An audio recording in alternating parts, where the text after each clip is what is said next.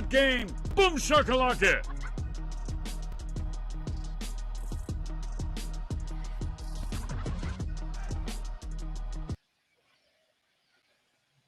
All right, people, welcome back to New York Got Game Knicks Weekly Live. It's your boy Dexter Henry, joined by Bryan Fonseca on this one.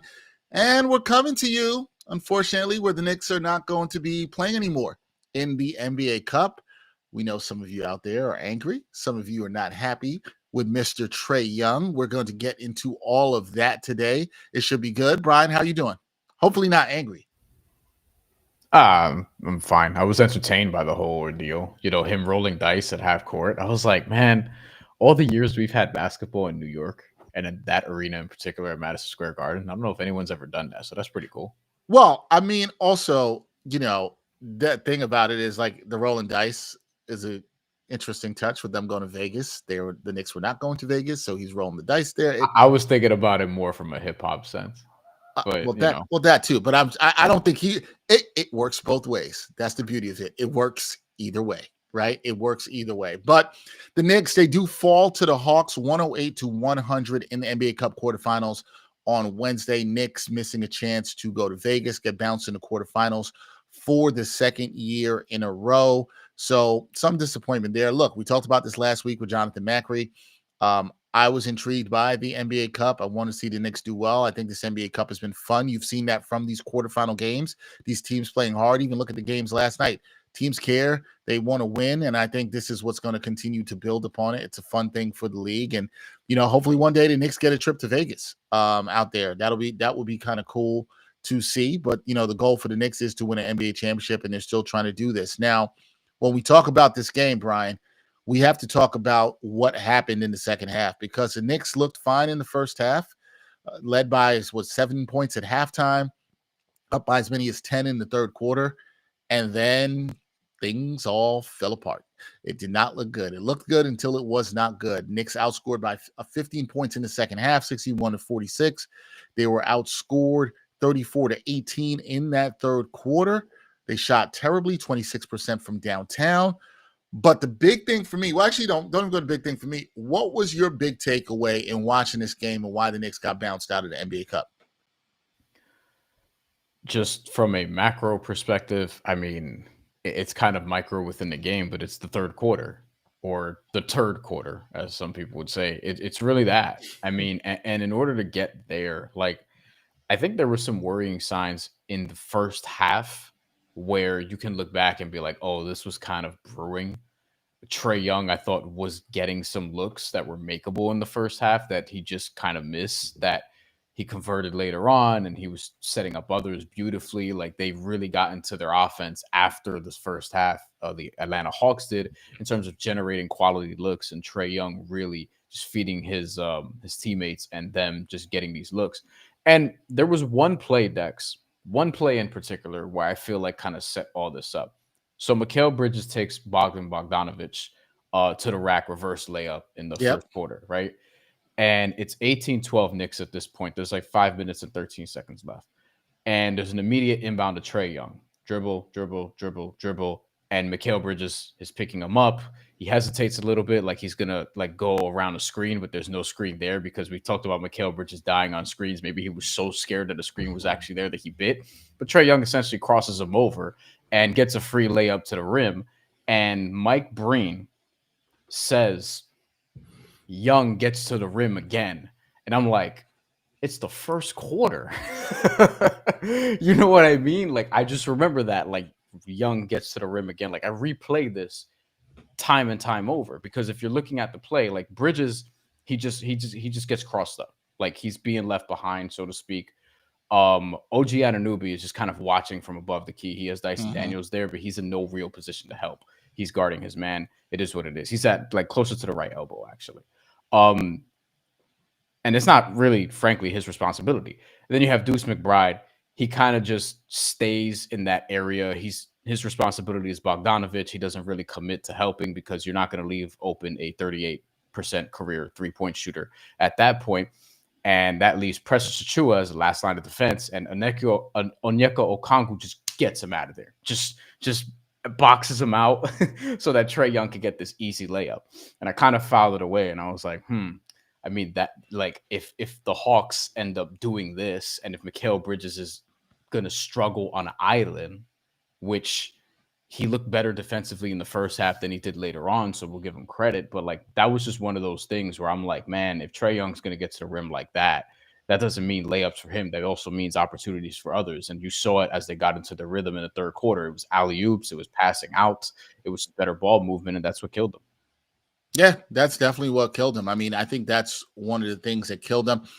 I know when you look at this overall, and folks look at this overall, they're going to talk a lot about the rebounding. And I'm going to get to that because that was major in this game. But when you hear what Bryan's talking about with the defense, look, Hawks kind of found their mark in the second half. Kind of, they did find their mark in the second half. But the Hawks, they only shot 41% from the field in this one, 29% from downtown. Now, the Knicks, they shoot 26% from downtown, as I mentioned before, and they actually shot better than the Hawks from the field, 43%. So you ask yourself, what's the differences there? Well, the Knicks got killed on the glass. The second time we've seen this for them against the Hawks, 22 offensive rebounds, right? Like that you can't have at all whatsoever. 22 offensive rebounds, folks. That's not going to get it done at all whatsoever. I want to thank everybody checking in, whether you're watching on Twitter, Facebook, watching on YouTube. We see you. Thank you, Nelly Gibson, Giles G. We see you checking in. We appreciate you there. You can't give up those 22 offensive rebounds. The Knicks were just terrible with that there too. Also a bit sloppy with the ball. Some really, really weird turnovers. That's the way I put it. 12 turnovers in this game, which is kind of around what they do. Knicks are really good at taking care of the basketball, but they had some ill-timed and really sloppy turnovers in this game. The rebounding was an issue for me. And then that brings me to the next thing, Bryan, because when you look at the Knicks in their 2 games against the Hawks this season, I'm starting to look at it like, is this a bad matchup? Because the Hawks have a lot of length. They can throw guys at Jalen Brunson that have size. Dyson Daniels had him in the torture chamber twice, we've seen. I talked with the homie Tabitha Turner, the great sideline reporter for the Hawks. I had her on with me earlier this week, and she talked about Dyson Daniels and the X factor he could be. This is something to keep an eye on. The Hawks and Knicks play each other 2 more times this season. I will definitely be in the building for the next one for sure to see Mr. Trae Young when he returns to New York. But is this a bad matchup for the Knicks in your eyes, or something that is correctable? Because I think people might want to jump out the window with this game and how they lost. But is this correctable here for the Knicks, who I do want to add for the people, 15-10 on the season, 4th in the East. They have won 5 out of their last 7 games. Just putting things in perspective. Go ahead, Bryan. But do you think the Hawks are a bad matchup for the Knicks? 5 out of 7, but I mean, those 2 losses are bad. And that's kind of the issue, right? It's like, this is the light month, quote unquote. You lose at home to the Pistons, you lose at home to the Hawks. 2 teams that I respect, but 2 teams you were favored over by a considerable margin. And the Hawks one, I guess, is more excusable because of the matchup thing. But we're a day after the Hawks loss. We're further removed from the Pistons loss, but that has to be lumped into at least some conversation here, because that one I feel like was more damning, because the defense was actually good enough to win you a game against the Hawks outside of the third quarter. The offense wasn't quite there because you were just missing shots. But against the Pistons, the defense wasn't really there, to me at least. I mean, Cade Cunningham was shredding this defense, just from an offensive and a playmaking perspective too, not just scoring basketball. With the Hawks, though, is it a bad matchup? I mean, it better not be, because you're running out of good matchups, because Boston's already a bad matchup, which they're a bad matchup for seemingly everyone but Cleveland. Yeah, for everybody. Now, Cleveland seems like they could handle Boston. I don't know if they beat them, but I think that series will be closer, at least 6 games. So that tells me it's not an awful matchup for them. But other than that, we haven't seen Orlando healthy against this Knicks team, fully healthy. I wonder how that's going to be. But I do think the Knicks could be okay, but Orlando could get stops, and that's what is concerning. And before this game, the Knicks and the Hawks were like back-to-back 18th and 19th in defense. The Knicks are now up to 16. So, I mean, I guess that's a bright spot. But, like, if the Hawks are a bad matchup, like, this is a team realistically, the way the East is shaking out, like, that's a 4-5 series is not without, like, that's not out of the realm of possibility, which we already saw a few years ago and two different teams now than before. But, Right. I mean, I don't think that's the scenario you necessarily want because they have the formula, it feels like, to give Jalen Brunson issues. And if Jalen Brunson's going to have issues, that means more offensive responsibility goes to, in a playoff series, Karl-Anthony Towns, Mikal Bridges, and OG Anunoby. And I think if you're the Hawks, like, that's what you want. And if you're the Knicks, it's not what you want. So, I mean, it's not a great matchup, but, like, you can't have it be a bad matchup because you're going to have to win at least 2 playoff series for people to feel good about this team. Yeah, I also feel like it could be a bad matchup today in December. That doesn't mean you can't figure your stuff out. Also There's true. time. There is time to figure this out. There are 2 more matchups to figure out for the Knicks. You know, we'll see. It hasn't looked good. I think the thing that's concerning for me is, like you said, Jalen Brunson, the length that's thrown on him. How does he handle that? One thing I will note about Brunson is saying that while I think it's fair for the Knicks fan to be concerned, Jalen Brunson has shown us he can figure things out. He can make the adjustments. And he's a pretty good leader in that. So I might trust him on that to figure it out. I'm not going to go crazy about 2 early season games against the Hawks. The Hawks, I would say it's fair if they have your attention. I think that is totally fine, but I'm not going to go crazy about that. However, joining us this week on the show, one of my favorite young writers in sports journalism. She does some work now with Fansided, doing some work around the Cleveland Browns, but we are not going to talk football, and we're not going to make her talk about the Cleveland Browns. She has also done work previously for the Knicks wall. She knows the Knicks very, very well. She's joined me on New York Got Game in studio to talk Knicks, to talk Liberty. One of my favorite people to talk hoops with and talk other stuff. We have great conversations. Candace Pedraza. Candace, what's up? How's it going? I'm good. How you doing? I'm doing pretty well. I mean, yeah. Asterisk. Yeah. Doing well otherwise. Are you one of the Knicks fans or Knicks folks covering the team around? You're mad at Trae Young? Are you salty with Trae Young right now? No, not at all. I love watching Trae Young play basketball. Like, I'm not one of the Knicks fans that still boo him, even though the Knicks beat the Hawks very frequently. It was just yesterday. Didn't have it. But he had every right to celebrate. And it honestly wasn't that, like, flagrant. Like, I feel like he's done far more outrageous things. Like, he was celebrating. Like, it wasn't like a Knicks specific celebration. It was a Vegas thing. So right. I'm gonna get back to Trae Young in 1 second. I'm gonna get back to that. But I felt like the energy, and Bryan, I think Bryan and I, we try to be level-headed. We try to keep these things in perspective. But I felt like the energy from the Knicks fan base, at least what I saw on social media with last night, was real doom and gloom after this loss. Like, this loss felt different, right? It hit different than other things this season. Do you look at this loss to the Hawks as the most disappointing loss this season in your eyes? I feel like it just felt that way for just the NBA Cup weight of it all. Like, this is another season where they're just unable to get over that hump. And I mean, there are some NBA fans that, like, don't place any stock in the tournament at all. There's some that are really into it. I enjoy it. And it would have been cool, right, to see the Knicks go and try to actually win, like, an in-season trophy. That's would have been, a change of pace from the last, decades of championship-less basketball for the Knicks. So it would have been cool. I think the reason it really felt painful was just the fact that it fell apart. They, had that lead. It sort of felt like that Magic game during the tournament and during the group games where they completely blew them out and just basically controlled their own destiny throughout that game. I think fans kind of expected that to be the case against the Hawks without realizing, like, this is a very different team from the Magic. They're missing Paolo and they're missing Franz, but he was in the game in that one. But missing Paolo is a huge blow to them.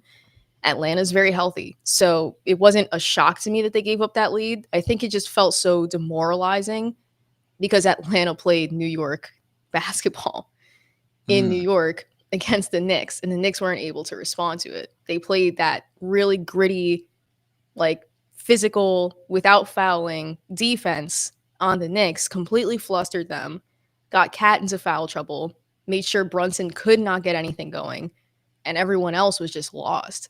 So it was just a very New York style way of beating the Knicks. And I think that's why fans probably felt so like discouraged by the loss, even though, we're only like 25 games into the season and that's not what the Knicks are going to look like every single night, but it felt bad. It felt like a very bad loss. Nah, I can see that. There's something to what you said in that, and I know Bryan wants to ask you something, but there's something to what you said in that it almost felt like the way the Knicks won last year, right? And there's some fans that have that attachment to this team, although it's a new team. I'm in agreement with you. I think Bryan's on the same page. We're 25 games in, but we can pump the brakes on that. Sorry, Bryan, go ahead. I think this is also, though, like, this is the third straight meh performance that this team has had, like, in totality. So I think that's what it is. It's like this is a one-off if they are playing well leading up to this against good teams. They lost to the Pistons shortly before this. Then they play against the Raptors in Toronto, and it's like, And then that performance, they could have lost that game. Like, realistically, that was within the realm of possibility. And then this, where they don't even come out flat. They just fall apart in the third quarter where they can't make shots. And Candace, this is my concern, where like the offense has been elite all season long. Now it's third. It's down to third. It was first for a little bit. And the defense has gotten a little bit better, but it still doesn't feel trustworthy. But like when the offense rather is not really figuring things out and the offense goes cold, you can't really rely on the defense to get stops the way that you're used to. Like that's how the Knicks would play last year, and they're not getting the offensive rebounds, which to your point, Atlanta won in a very Knicks way, and the Knicks aren't playing the style. Like this is why people are like antsy about this team, I think, Dex, is because they're playing a style that feels a little bit more beatable compared to before, if that makes sense. Candace? Yeah, absolutely. And I think the offensive rebounding is the biggest example of just like how different the team is, because without Cat on the floor, they had none. And I remember I was like in a group chat with some of the Knicks Ball like writers, and I was saying they need to actually bring in Jericho Sims, which is wild because I feel like he hasn't played much at all, but they have no rebounding. And unfortunately, Precious looked very flat. Like he had nothing yesterday. Yep. And so they were moving him around too. Atlanta was being physical with him. Extremely physical. If they just had maybe 2 or 3 other guys around Precious in the paint, you knew that it was over. Precious was not going to be battling for that rebound. That's a problem. And the Knicks don't have really solid rebounders outside of Cat, outside of Josh Hart. OG is a solid rebounder, but there's only so much that he can do on the floor. And without that rebounding, there's no way that they're going to be able to get stops because the defense isn't there yet. And I feel like it can be. Like there's nothing wrong with the defense. It's just a matter of executing, and they just aren't. See, I'm with you on that. And I'm with you that the defense can get there. And granted, they are starting to trend a little bit upward, and we'll get to that. Bryan mentioned they're 16th right now in defensive rating. They're actually 6th this month in the NBA in defensive rating. So it has been trending the right way. However, like my high school coach, shout out to my high school coach, Robert Sprance, used to say, finishing defensive possessions, you got to rebound, right? Rebounding is how you finish defense. Shout out to you, Knicks 100. Yeah, just venting in the chat. You are out here venting. We appreciate it. We appreciate you. I want to throw this out there, Dex. Go ahead, Bryan. I want to throw this out there, Dex, in the form of a question to Candace. But Candace, what's your level of confidence or lack thereof in just the last line of defense right now? Because Karl-Anthony Towns, as he's reminded us this year, great offensively, he'll be an all-star, but not an anchor defensively, which is why Minnesota felt the need to have him next to Rudy Gobert. And I guess my concern is this team needed Precious Achiuwa so much that maybe it was like, oh, wait, we have to remember like Precious Achiuwa, we can pump the brakes a little bit on like what he's going to actually add. Like he'll have some great games, but ultimately he's a 6'8"-ish big who's going to be playing backup center in a critical way. And he is playing the 5 where there are guys on the Atlanta Hawks, for example, who play the 3 and the 4 who can just move him around, just push him around, because he's only about 225 and he's not particularly strong. So what's your level of confidence or lack thereof in that last line of defense? And to the second piece of this, is Mitchell Robinson returning just going to solve all of this? I mean, that's kind of the biggest question, I think, for the team in general, and also their ability to contend. I think they viewed their window as being right now for this season after the trades for Mikal and for Cat. I think they felt like they had a team that could contend against Boston.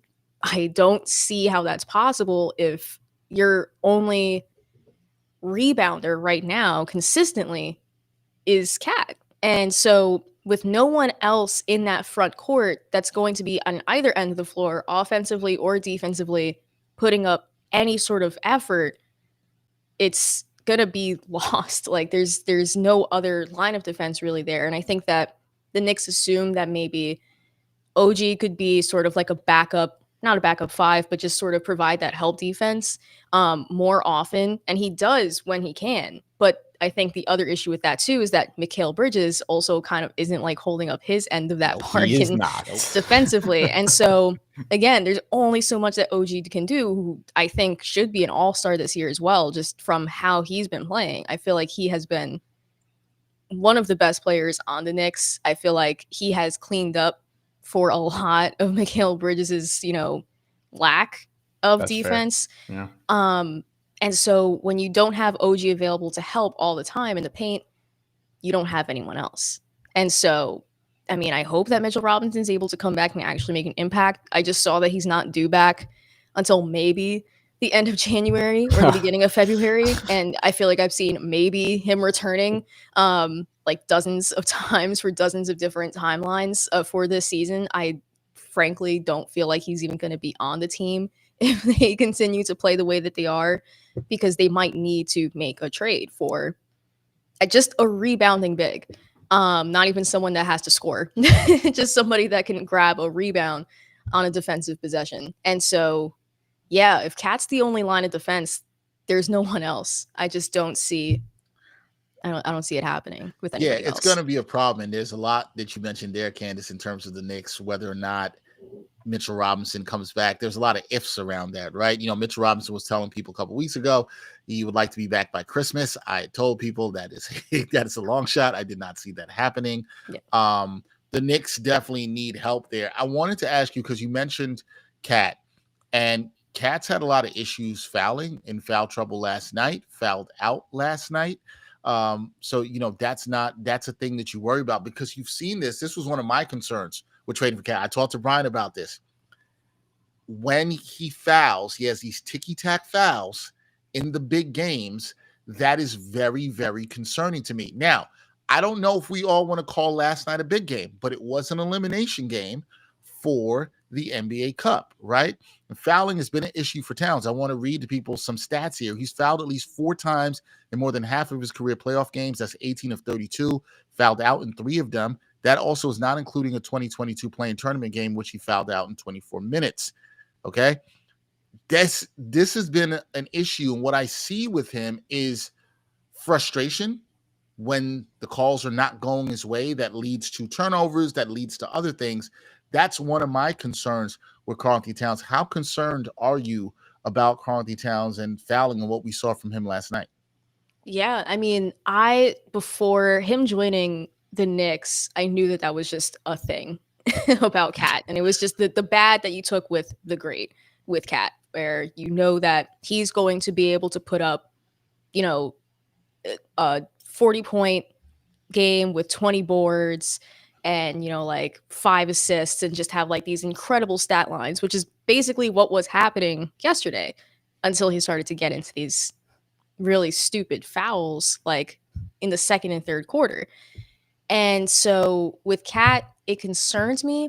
But again, I think it all comes back to the Knicks not having another 5 to at least throw out on the floor with him in the way that Minnesota was able to, I think, mitigate some of those things with Rudy Gobert on the floor with Cat. And Rudy would be more of the rim protector and the person to be put on in that front court. And that way you could get Cat away from the rim and prevent those fouls. But I don't see Cat I'm so distracted by. Yo, can I stop you right there? Can I stop you right there? Yes. Knicks 100 a game. What is going on? Josh Hart is out of control. Josh Hart's out of control. What, like, you're talking about Josh Hart with a delay of game? Like, yo, there's issues with the Knicks. They're not perfect, but Josh Hart has been really good, man.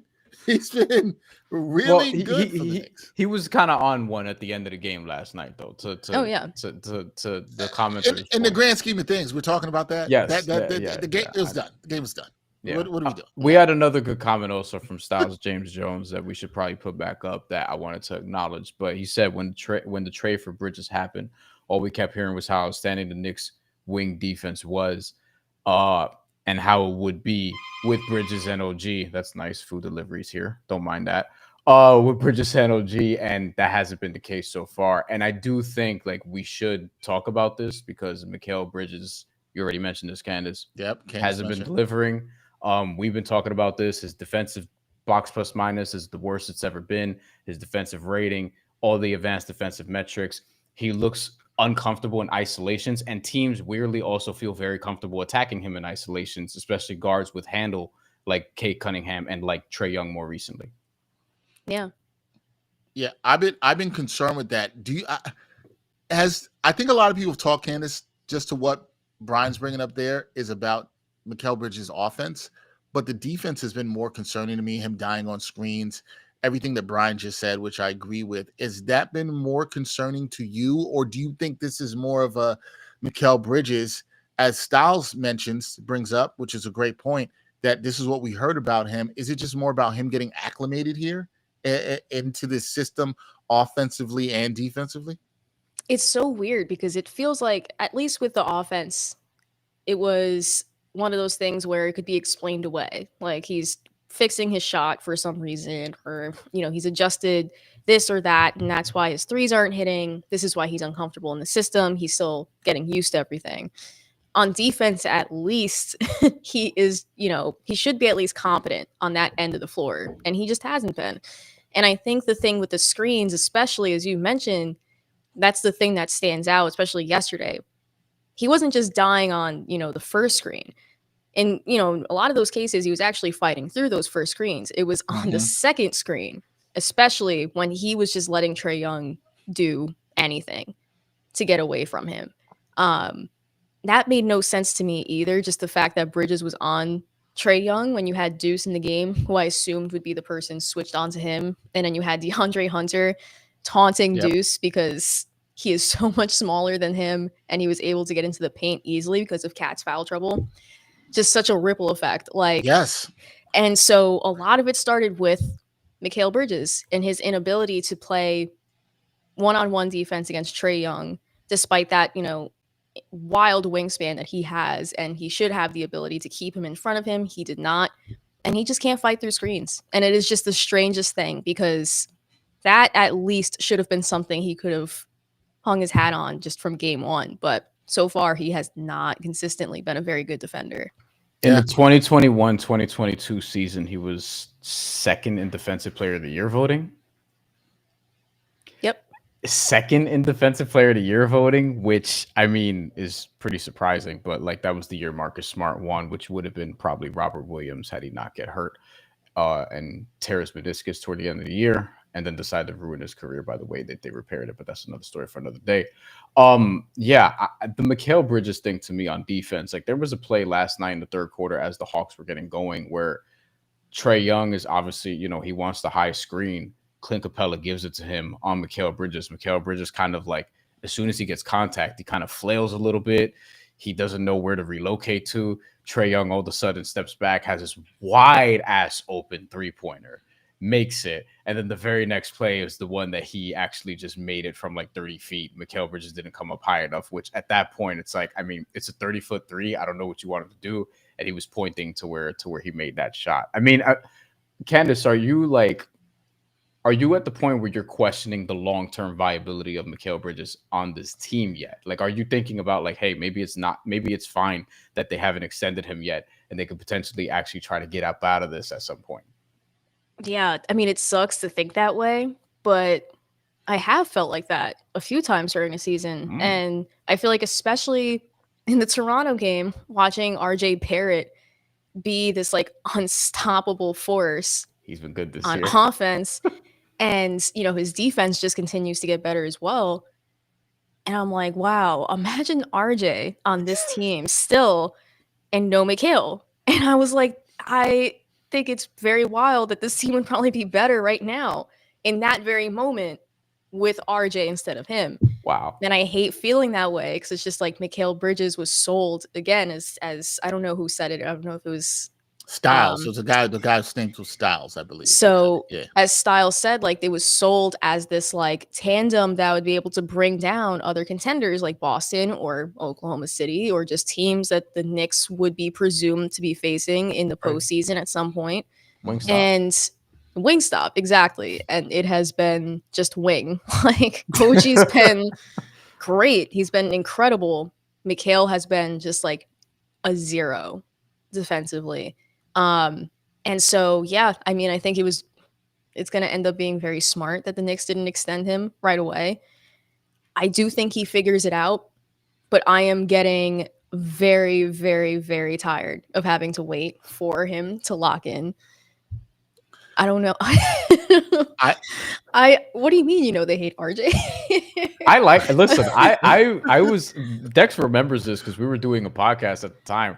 I was as pro RJ Barrett heading into the draft as anyone. No, he was very pro RJ Barrett. But then once he was teammates with Julius Randle and then later Jalen Brunson, I was like, it's just not a fit for him here. It was redundant, yeah. But now, when he looks incredible, yeah. Like he looks now, fantastic. He's averaging 6 assists per game. Which here's the thing though. Yeah. I'm always with Knicks fans, and I feel like we want to look back sometimes and go, if you didn't give him up, you don't get OG.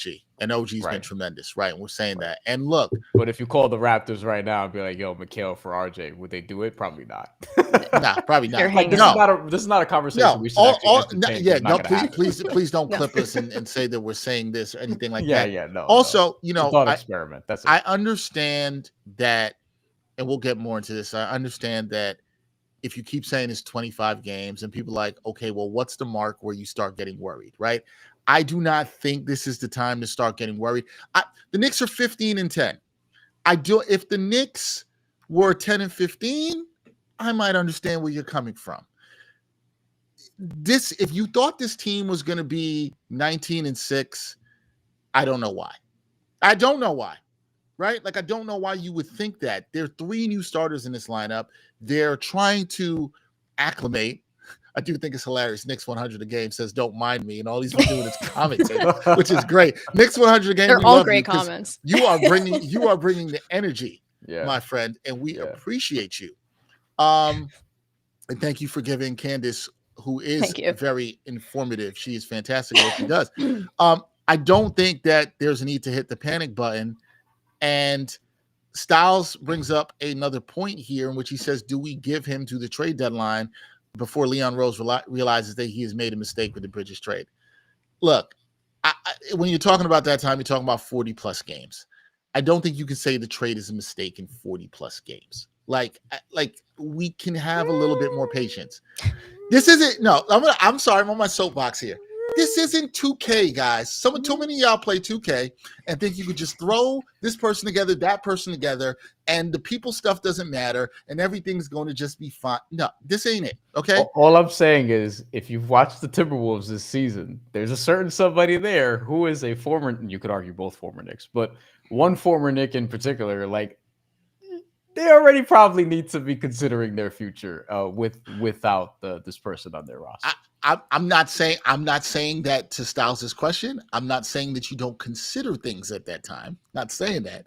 I'm just saying I'm not going to go there immediately and say that is a mistake. We have seen this team play basketball together for 2 months, folks. 2 months. Like, let's see where they are at 5 and 6 months. Like, that's kind of where I am with that. Oh, but you can't wait that long. The trade deadline's in 2 months.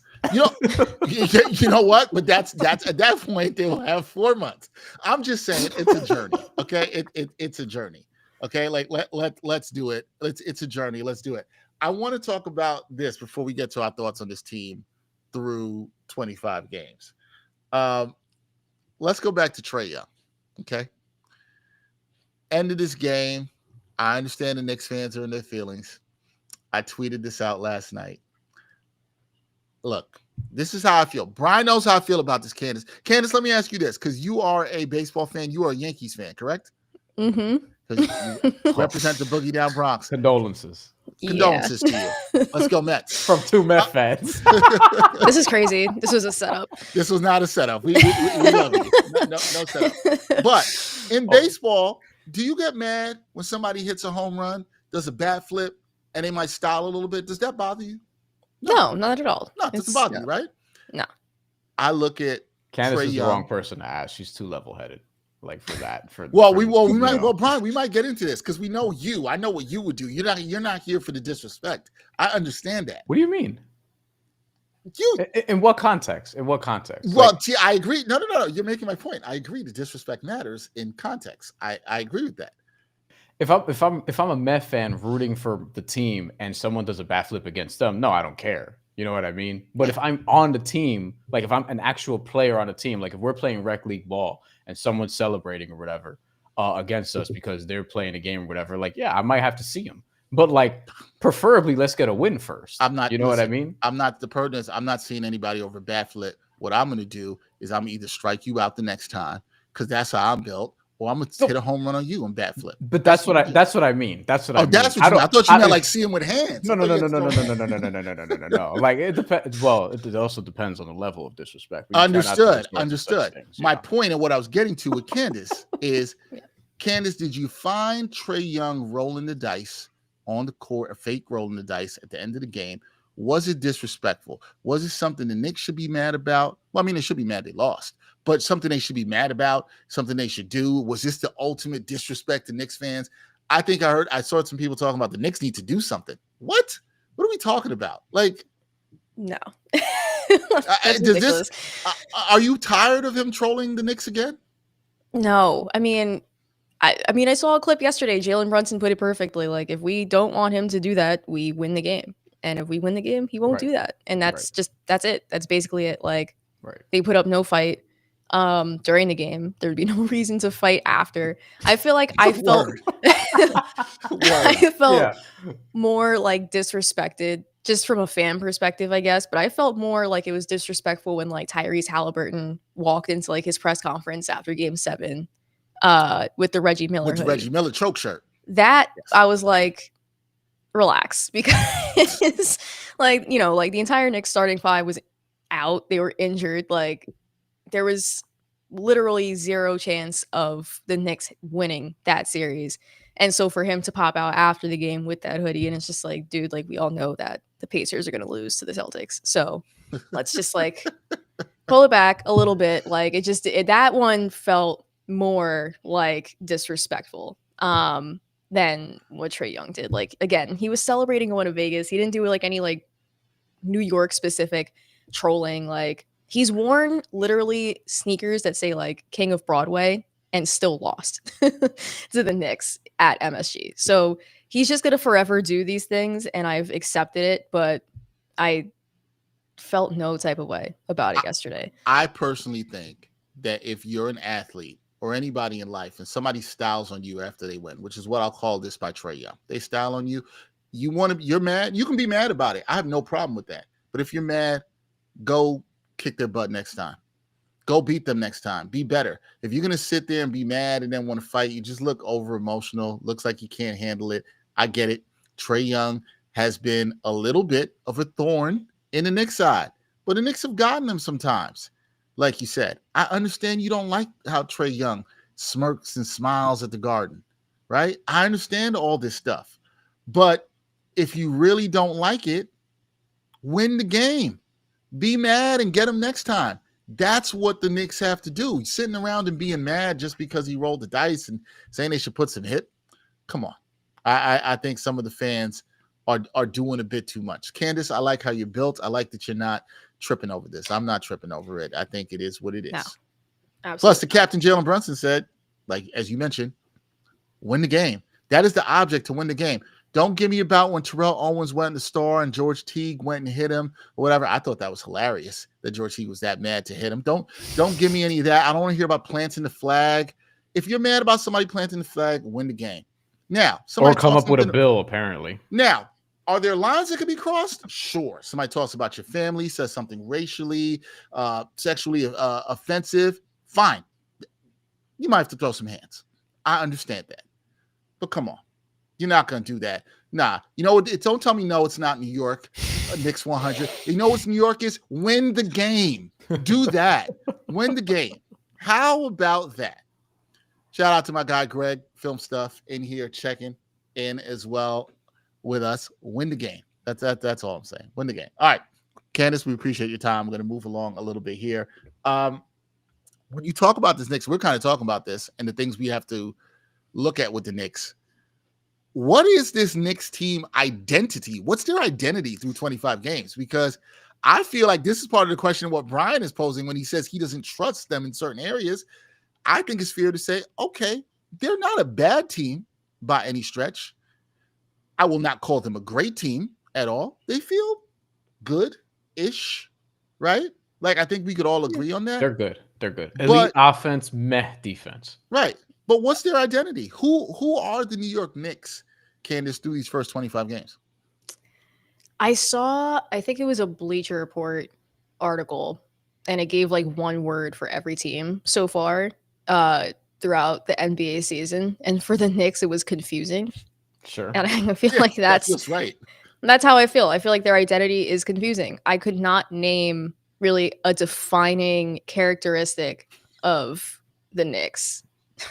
I'm not laughing at you, Candace. No, I know. I'm not laughing at you. Please go ahead. But I will address that in a second. So I couldn't name anything. I feel like last year, obviously the defense might have been it, or even the rebounding. I feel like that was their identity. It was being able to grab rebounds when it mattered. This season, I think the identity is just a high-flying offense at this point. That's basically it. Really electric play with a Knicks center for the first time since Patrick Ewing. Like, that's an excellent identity to carry. Other than that, confusing. I really don't know. Through 25 games, I've seen like 25 versions of the Knicks, and most of those have been winning versions. So, I mean, I'm not complaining, but at the same time, it would be nice to have like a nailed down understanding of who this team is. And I feel like they haven't even figured that out yet. So it feels like they're struggling to figure it out. Confusing feels right. Like, I feel like that is, if you're just going to put it in a one word answer, it feels like that's what it is. Shout out once again to the MVP of the chat room, Knicks 100 a game. He asked me, he said, this is not New York. He asked if I'm born and raised in New York. Yes, I'm born and raised in Brooklyn. Yes, I hooped in Brooklyn. And I've seen people do way more disrespectful things than Trae Young did at center court last night. And you know what? Yeah, some people got mad. And I've seen stuff where people actually had to fight. That ain't it, bro. Let me tell you that. That's not it. Was I here in the 80s? Yes, man. As if that makes me understand New York better. Okay. Like, all right. Yeah, because if you were in the 80s, you understand New York so much better. No, man. That's not it. Like, that's not it. If you like violence, and anybody who knows me and Bryan, who did a show for a long time, if you like violence, just say you like violence and you want to see some people fight. I hear that. I just say that's what it is. I agree with D Storm 37's comment, who says the identity is inconsistent and confusing. We come in here and talk about this every week, where I mean the offense can score sometimes whenever they feel like it, but they can never get the stops when they wanted to. And I guess this is my last question for you, Candace. Like, now where we are in the present day, they have, I believe, 8 of their next 11 games are going to be on the road. Now, that includes like Washington twice and shorthanded Orlando, and we'll see who plays for the Pelicans. But these are winnable road games, but they're still road games. And what is it more than anything else you need to see, I guess, leading up to Christmas? Like, we have 2 weeks. That includes obviously a big game against the Spurs, who, I mean, Victor Wembanyama is probably going to try to be a one-man show, but the Spurs actually have some talent otherwise. But what do you need to see over the next couple of weeks to make yourself feel encouraged about where this is headed? Yeah, I mean, like you guys already mentioned, like the defense honestly has been so much better over the last few games. So just building off of that and just getting better and better and understanding roles defensively. Again, I don't think a single person, for the most part, on this team is a bad defender. I think it's just a matter of executing a whole lot better than they have been. And it starts with Mikal Bridges. He just has to figure it out. If he figures it out, this defense looks night and day. And I think that they go from maybe, over the last couple of games being like, I think you said like 6th in defensive rating. This month, yeah. In the month of December. Considered a competition, but yes. They will absolutely shoot up. And I think that this is the best time to do it because these teams, as you mentioned, Washington, a super shorthanded Orlando team, the Pelicans, these are great teams to try to figure things out defensively. And the Pelicans game is the last time we saw Mikal Bridges really light it up too. So another opportunity for him on the road to get it going offensively. I just want to see an emphasis on Mikal getting better defensively and overall just for the team rebounding. Got to figure it out. Have to figure out how to fix the rebounding discrepancy because that's what killed them in the Hawks game. Yeah. Had they been able to grab, there was that one sequence that I'm sure you guys remember where they got like 5 stops in a row at the rim and just couldn't grab the board. And then finally the Hawks were able to score. And that was just such a back-breaking possession because had they gotten that stop, they could have maybe mounted something in the fast break.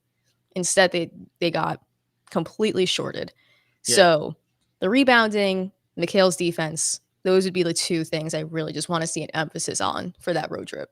I want to see that. You're right about that. I remember that possession. They gave 4 offensive rebounds. Yes. Ace, that was crazy. How much, last thing for me before we let you go, how much of it in terms of them starting off with this swing where they have those 8 of the next 11 games on the road, how much do you need to see them come? What kind of energy, I should say, do you need to see them come out with on Sunday in Orlando against a shorthanded Orlando team that we know will still compete, as Bryan said, and play well defensively? But what kind of energy do you need to see them come out with on Sunday? Especially they have another gap before they go play in Minnesota, huge game next Thursday. What do you need to see from them on Sunday? Just be serious. I feel like is like the biggest thing. Like, just be serious. Like, the complaining to the refs after like every bit of contact that's happening at the rim. I would love to see that stopped because I feel like I didn't see that much last year at all. So just stopping that at least to start the game. Just be serious in your execution defensively, and understand like you are a good team, but if you don't start off this road trip on a good note, there are going to be a lot of questions beginning to be asked about the team. And that's it. Just be serious. That's basically it. And yeah, Orlando, despite being shorthanded, is definitely a formidable team. I mean, they took the Bucks to a pretty close game, if I'm remembering correctly. Yeah. And that was without Paolo and now without Franz. So their defense is no joke. Jalen Suggs is excellent. Goga is going to pose a foul trouble problem, especially for Cat. And so Mo Wagner is going to try to beat him up again. Yes, exactly. So, just being serious in your execution, understanding like this is not just a team to take for granted, like I feel like they were doing with Toronto, and just lock in. That's it. Just start off the road trip on a good note and try not to, I guess, be serious. Not be serious. Yeah. Sometimes it's that. Yeah, that works. Being serious helps. You don't want people to not take you seriously, and the Knicks need to show up like a serious team on Sunday. I think that is well said, well put. We will see if that happens. Now, Knicks 100 a game. He says, if no Wagner, no Paolo, if we don't dismantle them, I'm done. I'm going to tell you this, Knicks 100. That's a fair comment, in my opinion. It is. And Knicks 100 a game. If the Knicks lose this game on Sunday, we need you back in here next Wednesday night when we go live to preview the Timberwolves game. Oh, boy. A little preview for everybody. Our guy, Michael Grady, voice of the Timberwolves, will be joining us. Knicks 100 game, we appreciate you so much. We love your energy. We need you back here because if they lose, I need your energy back here next week, bro. Or man. Even if they win. Even if they win, come Even back. if they win. Even if they win, we'd love to have you back. That, everybody, is Candace Pedraza. Check out her work. Fantastic writer, one of the best young writers in the game out of New York City area. Check her out. Ace, appreciate you. We will talk soon. This will not be your last time on here, I'm sure. And make sure you are still continue to be a serious person and have a serious week, unlike the Knicks were last night. Sounds good. All right. Thank you guys so much. This is great. No problem. Thank you, Thanks, Candace. Once Candace. again, Candace Pedraza. Check out her work. One of the best there. Bryan, do you consider yourself a serious person? Yes, depending on. just I have mean, to make sure. it depends on the moment because I try to take not too many things seriously, but I would say it depends on the conversation we're having. Yeah, nobody wants If anybody. it's a to resume not take it conversation, I'm taking it seriously. If it's like a whatever, then whatever. All right, let's go to Greg's comment. Let's go. Greg, what's up, man? Said, as much as I don't like what Trae Young did at midcourt, this is on the Knicks. Win the game. The Hawks are not Boston. Yes, they are not. Just win the game. Also, I agree. You Just win the game. Got to win the game. Play to win the game. Take care of what you got to take care of. 0-2 against the Hawks now, too, right? 0-2 against the Hawks. Yeah. Been a tough matchup. I understand they have length. I've talked about that before. But like you said, Bryan, I'm in agreement with you. Knicks got to figure it out, right?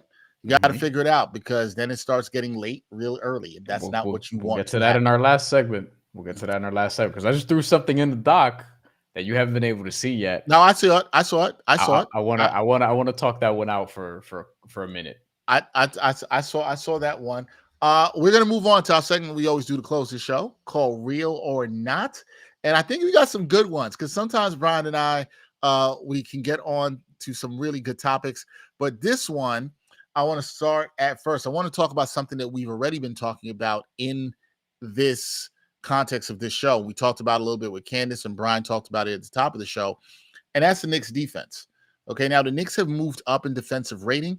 Right now, they are 16th in the league in defensive rating. So, right now, if you talk about the defense, it's mid, right? Like, it's just okay. Nothing really good. They're also 16th in the NBA. When you talk about defensive rating, that's points per possession. So 115.0 per game. Now, over the last 7 games, if you want to look at trends, although I would say when you look at this data, please also look at who they played, right? And this matters. So you're going to throw the Pelicans game in there. You have the Pistons game in there. You have the Magic game in there, which was a blowout.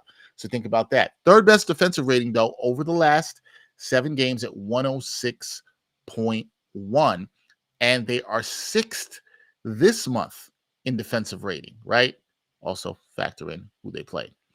Bryan, technically, you can look at this and say that the Knicks defense is trending in the right direction.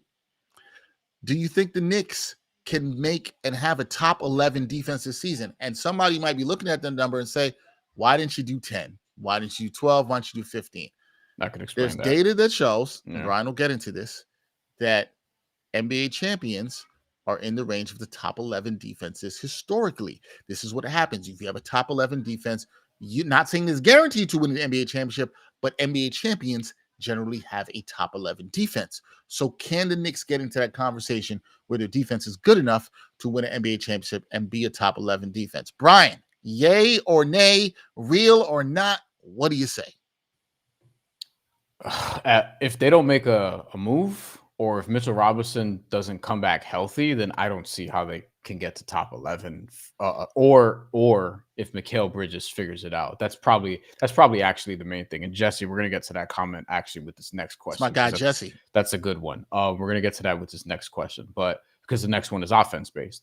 Yep. But in terms of defense, I think it's real if those things happen. Like, you need Mikal Bridges to play like Mikal Bridges, the Mikal Bridges that you traded for.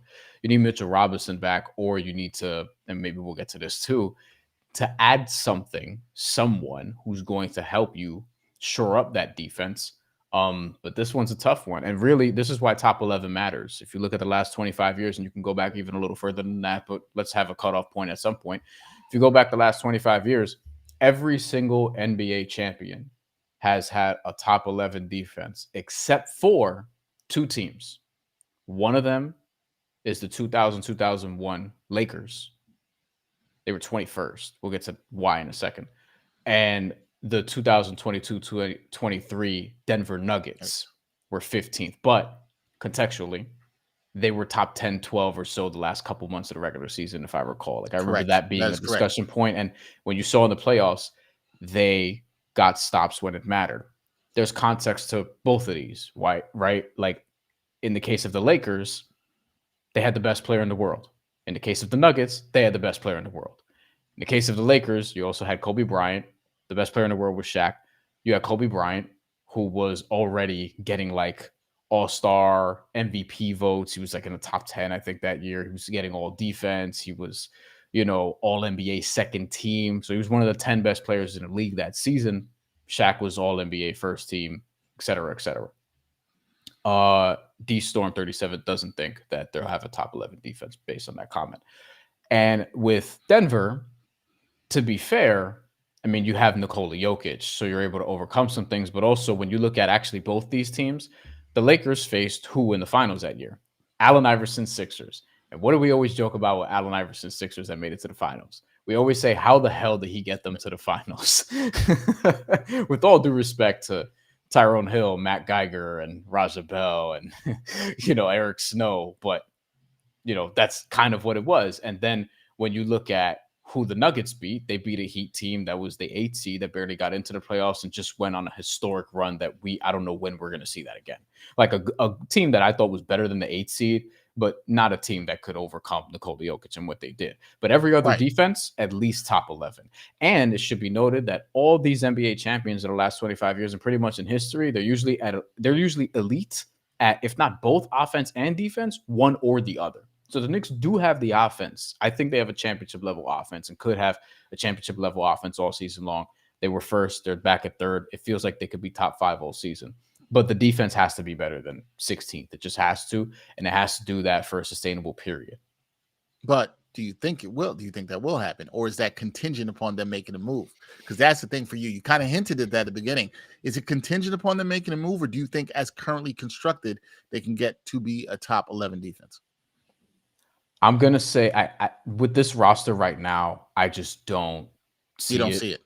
Like I want to because Mikal Bridges is that good and has been that good, but like it's been 2 months and it's like, all right, even if it does come together, he's not a rim protector. And that's really the piece of it.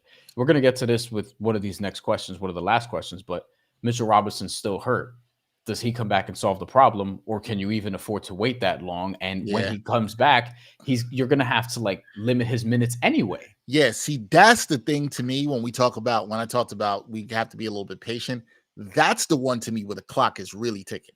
Yes. Where I'm not sure about all that. Like some of these other moves, and I know there'll be people out here as we get closer to the trade line that will be telling us about the Knicks need offense. They're gonna be like, the Knicks need another scorer. They might need another ball handler, shot creator. I'm not gonna go against that.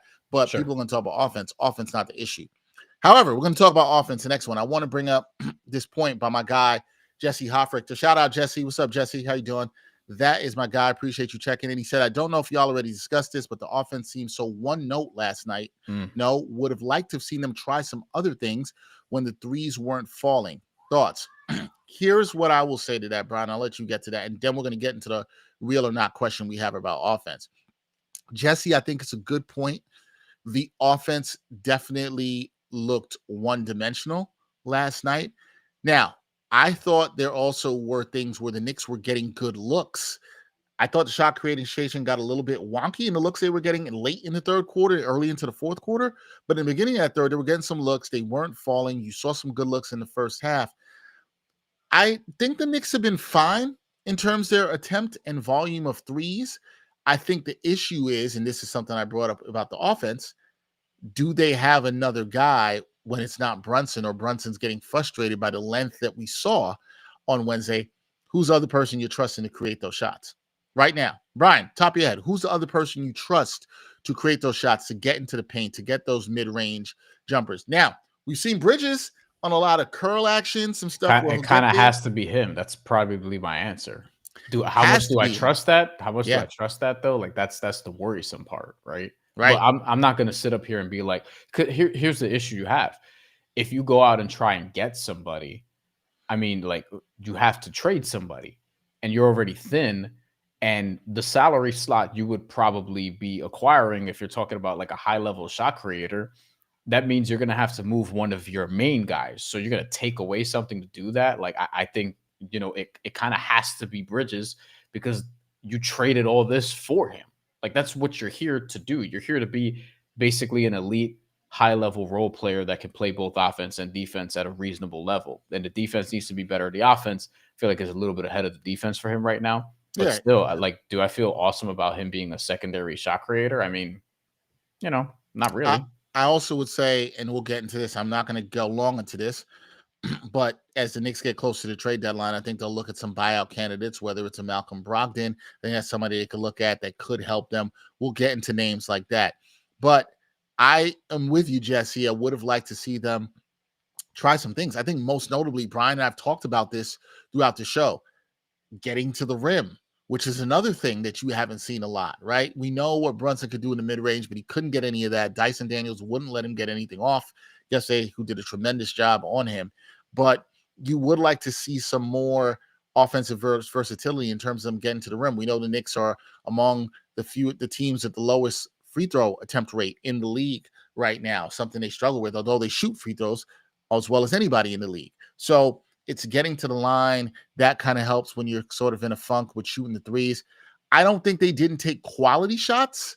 That wasn't my thing for them in this game. I had no problem with the quality of the shots they took. I just thought they looked frazzled and disjointed on offense.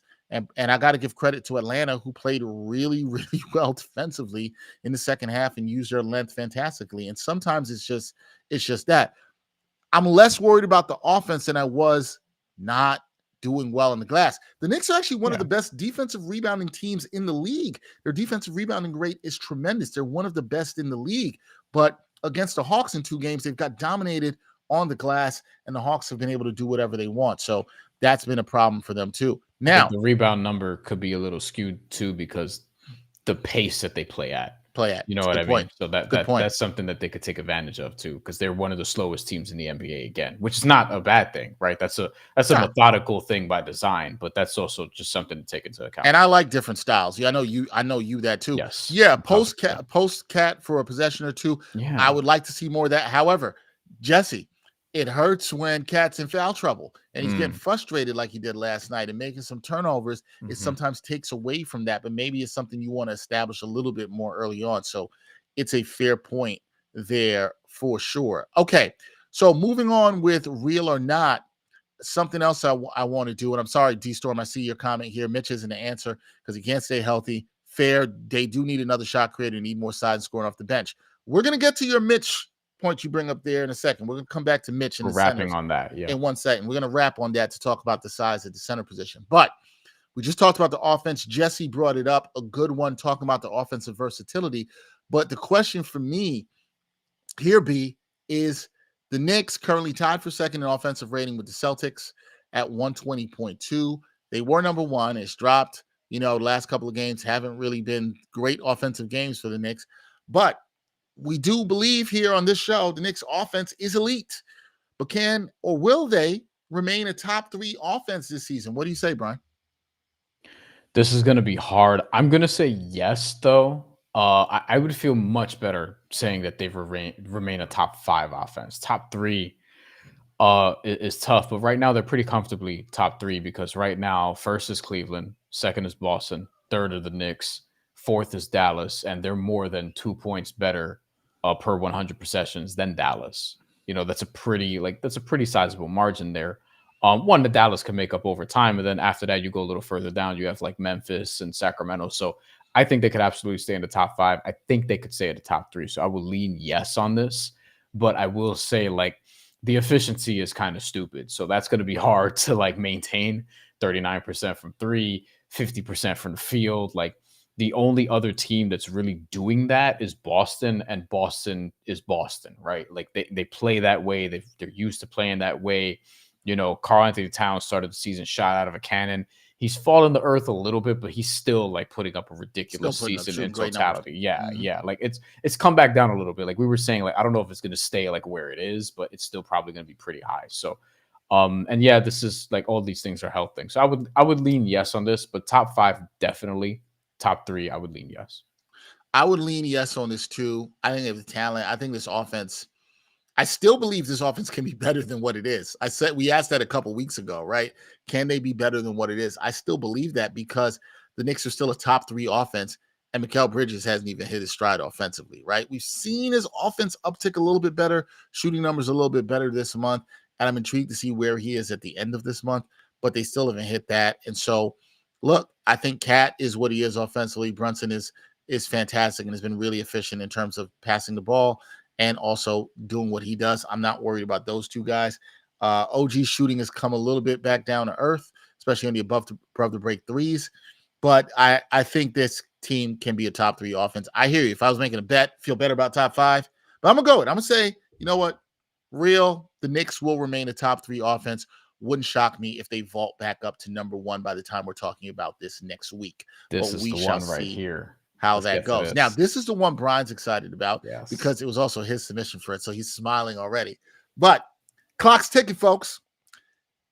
Knicks can't wait for Mitchell Robinson and should acquire a center. Now, I want to say this. We just saw D Storm bring this up. He said Mitch is not the answer because can't stay healthy. I think that concern from Knicks Nation is absolutely positively fair. Should you trust it? And then Bryan brought up another good point that I think people should consider if and when Mitch returns, is that then you have to ramp him up, right? He's got to get back into game shape. And Mitch generally takes a little bit longer to ramp up than some other people, okay? So I think that is there, and that is a concern. Now, Bryan, you also said earlier in the show, you said to me, I said, look, you got to see where this team is at when they play 5 to 6 months. And you're like, the trade deadline is 2 months from now, right? They can't necessarily wait for that. And I hear you, bro. I can't wait to hear what you say on this because I have thoughts on this. And some of my thoughts actually are based on what I thought the Knicks should have done a little bit of a while ago in terms of Mitchell Robinson, which I think you might know because we've spoken about this. But I tend to think from things you've said in this show that you don't believe that the Knicks can wait. I don't know. They ain't got time to wait for this. You're like, we needed this. We want tomorrow, yesterday. This is what we want. Okay. New Orleans is not doing this. Yeah. Herb Jones is awesome. New Orleans is not doing this. Shout out. Let me. Can I touch on this real quick? Sure. Yeah. Shout out to Greg Film Stuff, my guy Greg, who was here in the chat, and I'm in a group chat with him and a friend of ours, Fred. Shout out to you, Fred. And they brought up this trade for me the other day, and I said, "There's no way New Orleans is doing this. This is not happening. Why would they do this? Now, does New Orleans need a center? Yes, they do. Why? Not that one. Not that one. And why would they do it for a wing? They have one of the best defensive wings in the league, who makes $13 million a year. Why would they do that? For a center that they would then have to re-sign that has shown not to stay healthy. They have enough injury problems. Like, they've had the season from and hell. And also, this does not solve the Knicks problem that we're talking about. But back to the Knicks problem. That's true. It's not the problem we're talking about. Back to the Knicks problem, Bryan. Should the Knicks not wait and go out, get it done, get a center now, or should you be patient and wait for Mitch? What do you say? Yeah, to answer the real or not question, Knicks can't wait for Mitch Robinson and should acquire a center. I think this is kind of real. Like, I'm not sure they could afford to wait. Like, all due respect to Precious Achiuwa, but like, I think he's more valuable as someone who can be sort of roaming around between your 4 and your 5, not just you're the backup 5 behind a center who is already defensively challenged and can make stupid fouls. And while he's great offensively, defensively, like, you could attack him in karl-Anthony Towns. So I'm not sure. And then, like, you kind of look around the league. Okay, so if that means they should go out and get somebody, who are you going to go out and get? Is Nick Richards moving you from the Charlotte Hornets, making $5 million a year this year and next? I would do it. I don't know if Charlotte would, but I mean, Charlotte, I could see them, like, I don't know what the hell is going on with Mark Williams, but I think Charlotte wouldn't mind. But Nick Richards fits the kind of center that you're talking about, right? Yes. Like and I like Nick Richards. Nick Richards would be on my radar, I would do that. Nick Richards is also, like, just one of these guys because he's a backup playing as a starter when he's healthy, because Mark Williams has been so injured. He's been playing more minutes, and it's like, all right, Charlotte has him on an affordable deal. Can somebody go and get him $5 million a year the next couple of years? Double guy, big, 7 feet, like legit 7 feet also. And local. Played high school basketball at St. Mary's in New York, and also the Patrick School in Jersey.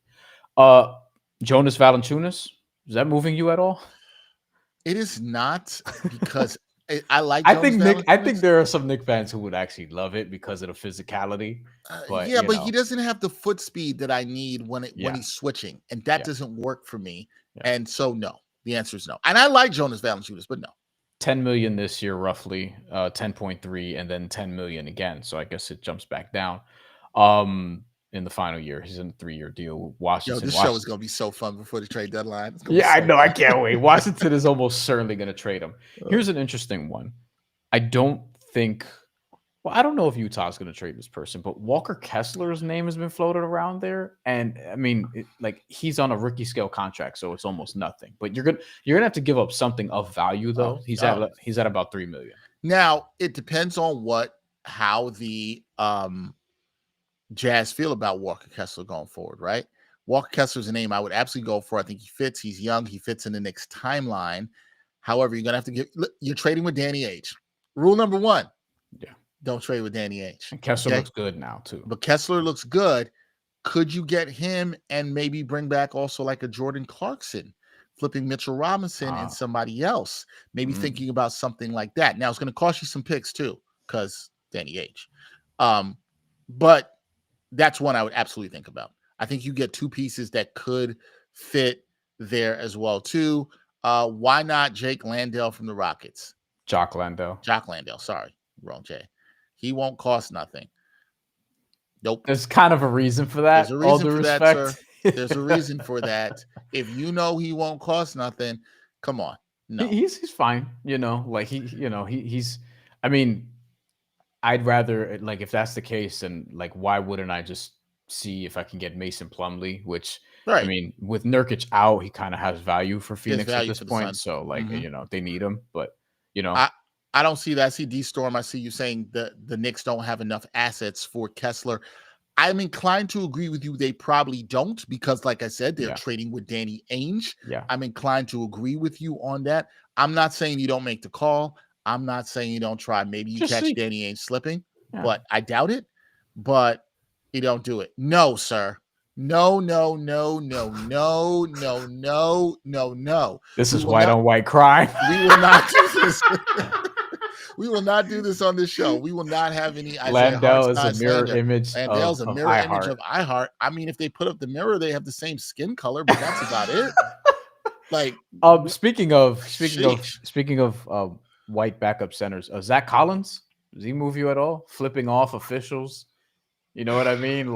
Getting ejected. I feel like you like that. I know you're here for that. No, I was pissed off because I had him in fantasy, and I picked him up because he was in for Wemby, who was out, and he ruined it because he flipped an official off, and he got ejected before that because of a stupid technical foul. $16.7 million this year and $18 million next year. Zach Collins. Nah, doesn't move me. Nah. Zach Collins is all right, but he gets hurt a lot too. That's and I don't think he does what it feels the need that the Knicks need right here. I don't. I don't. All right, Knicks 100. I hear you. Yeah, it's funny because Jonas Valanciunas, I feel is the most fun one of that group. Well, other than Kessler, because of the bully ball element. That there are games where he would just get stupid amount of rebounds. He would solve one issue, but the rim protection issue. Nick Richards makes a lot of sense to me. Yeah. You also got to remember. Do you trust him in a playoff series? That's the other thing. We haven't seen Nick Richards play a game that's mattered basically in the NBA. You know who played fine, and I didn't see him in any playoff series of note? Deuce McBride last year. Precious Achiuwa last year. Those guys had good moments. He'll have time to get ready. We'll see. We'll see. And D-Storm brings up another point, which I'm going to say we are going to get to this in other shows. Maybe not today. We could end with this. This is a good. We're going to end with this. He said, "I know we want to rim protect to replace Mitch, but I still think our bench is the weak point." Now, my question to you, D-Storm, would be: when you talk about the bench being a weak point, do you mean offensively, defensively, or both? That would be my question there for you on that. I do think the Knicks can make some upgrades to the bench. I do think some of that will happen with the buyout market as they move towards that. As I said, I think Malcolm Brogdon is a person to watch. I'm not reporting anything on that. I do not know anything about that. I'd be surprised if he doesn't get traded. If he just gets bought out, yeah, I'd be a little surprised. We'll see. It'll be interesting. It depends what the market is for him. We'll see. But I could see him being a person that could help the Knicks bench in terms of ball handling. You're not going to get much defense, and he has some health issues too. But he could help with some secondary playmaking, scoring that the Knicks could use, and he's played in the playoffs. But this is something we're definitely going to talk about in terms of the bench, upgrading the bench on future shows. Bryan is all in on trading for a center right now. Bryan would do this trade yesterday. After reviewing the list, I mean, all right, this is the last comment for real, and then we'll get up out of here. But combination of the two, D-Storm says we need more size off the bench. I would agree. Okay. We need more size. And then Knicks 100 says, why not Mo Bamba? And listen, we've been trying with Mo Bamba for a very long time to see if he has anything, and he just doesn't, all due respect. Like, he has all the physical tools. He's big. He can shoot threes. He has length. But it's just underwhelming fart after underwhelming fart of season after season. It's just not there.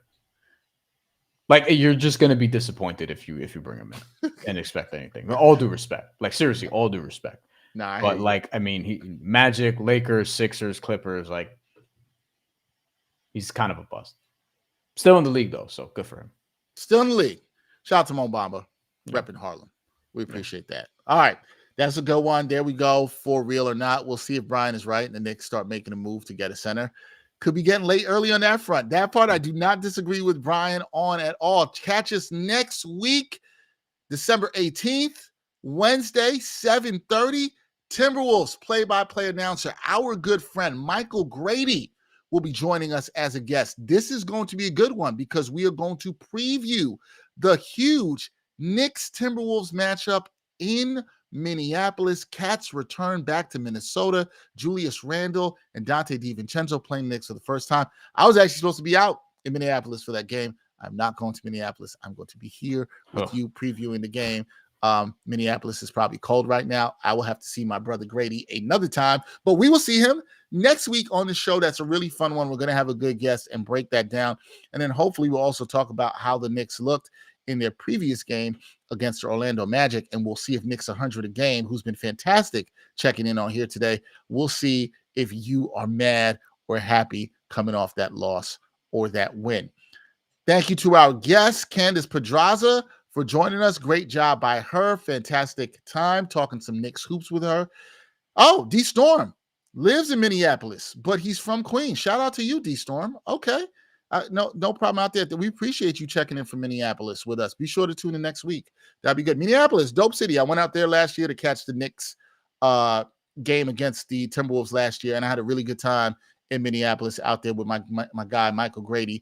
We had a fun time out there, so it was good. Appreciate you, D, checking in from Minneapolis. Please rock with us. If you like this episode, Knicks 100, we thank you to everybody who checked in Facebook, Twitter, YouTube. Hit that like button on there. Subscribe to the New York Post YouTube channel.